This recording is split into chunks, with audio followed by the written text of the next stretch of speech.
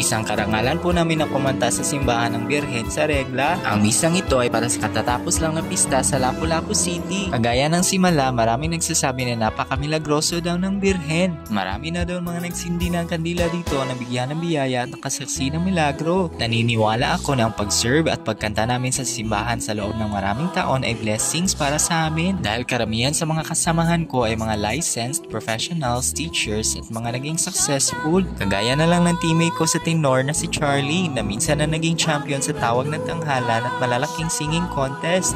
Marami palang naka-appreciate at nagandahan sa boses namin nung araw na yon dahil para daw mga anghel ang pagkanta namin. Kaya sobrang saya namin nung narinig namin ang feedback ng mga tao.